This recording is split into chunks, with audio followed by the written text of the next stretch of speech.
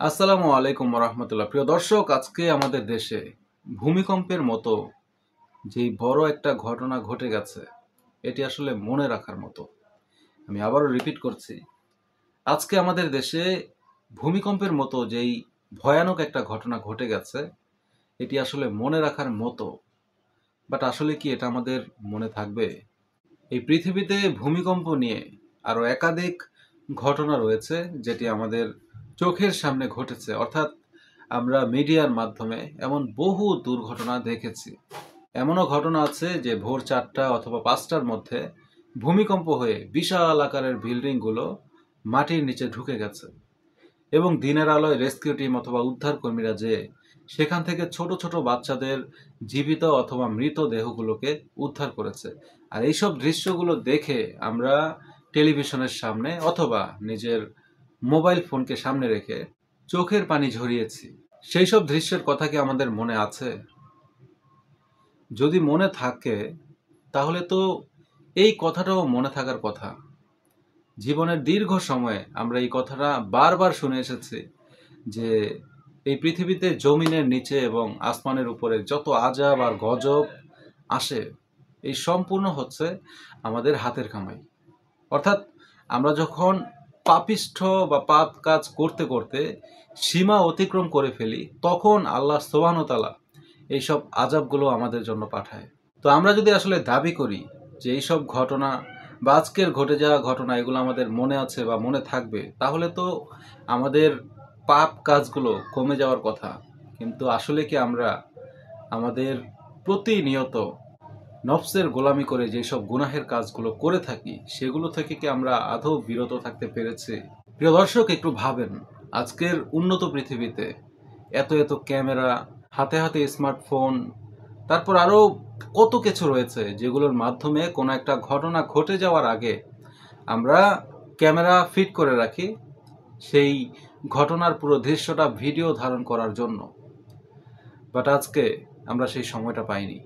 আপনি দেখেন, যত নিউজ চ্যানেল বা যত খবরাখবর পাবেন, সেখানে হয়তো ভূমিকম্পে ঘটে যাওয়া কিছু ধ্বংসযজ্ঞের ছবি বা ভিডিও দেখেছেন, বাট এই ভূমিকম্পের মধ্যে আসলে এই কয়েক সেকেন্ডের ব্যবধানে এই পৃথিবীর চিত্রটা ঠিক কেমন ছিল সেটি কিন্তু আপনি দেখতে পারেননি।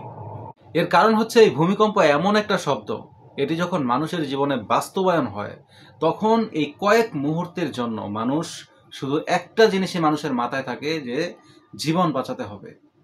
এর বাইরে মানুষের মাথায় কিন্তু আর কিছুই থাকে না। আর এটাই হলো আল্লাহ সুবহানাহু ওয়া তাআলার আযাব।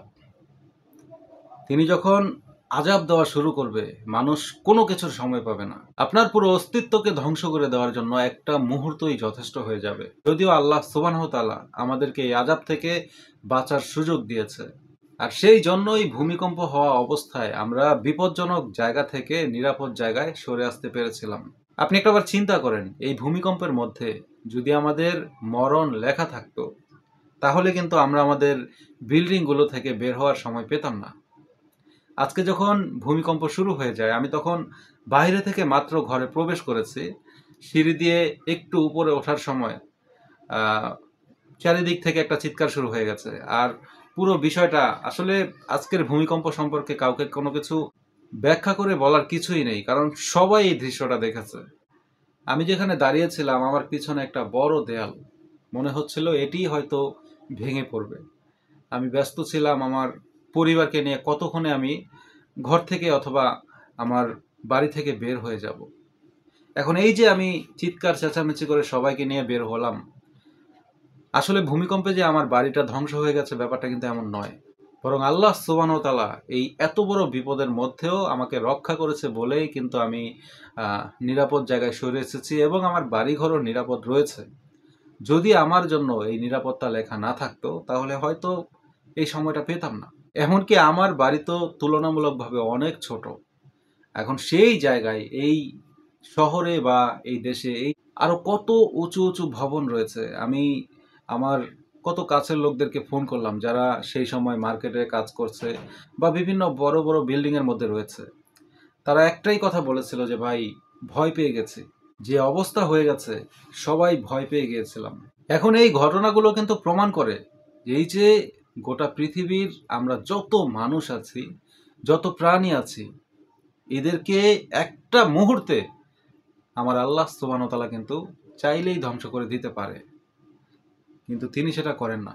যারা নাস্তিক আছেন অথবা সৃষ্টিকর্তার বিরুদ্ধে কথা বলেন, তাদেরকে এই দৃশ্যটা দেখিয়ে একটা কথাই মনে করিয়ে দিতে, এই দৃশ্যটা দেখে যদি আপনার বিশ্বাস না হয় যে আল্লাহ সুবহানাহু ওয়া তাআলা চাইলে এই গোটা পৃথিবীকে একটা মুহূর্তে ধ্বংস করে দিতে পারে, তাহলে আসলে আর কিছু বলার নেই। প্রিয় দর্শক, ওই যেই কথাটাই ছিলাম যে আমরা আসলে কি আমাদের হাতের যেই পাপ কাজগুলো, যেসব কাজের জন্য আমরা এত বড় একটা ভয়ানক বিপদের সম্মুখীন হয়েছি, সেই খারাপ কাজগুলোকে কি আমরা ছাড়তে পেরেছি? যদি না পেরে থাকি, আমার মনে হয় আজকের এই ভূমিকম্পের কথা ভেবে আমরা আল্লাহ সুবহানাহু ওয়া তাআলার প্রতি ভয়টা আরো বাড়িয়ে দিই। আমরা ভূমিকম্পকে ভয় না পেয়ে আমরা যেন আল্লাহ সুবহানাহু ওয়া তাআলাকে ভয় পাই। কারণ নিশ্চয়ই এক আল্লাহ সুবহানাহু ওয়া তাআলা আমাদেরকে জীবনভর এরকম অগণিত বিপদ থেকে রক্ষা করেছে এবং মৃত্যুর আগ পর্যন্ত করেই যাবে।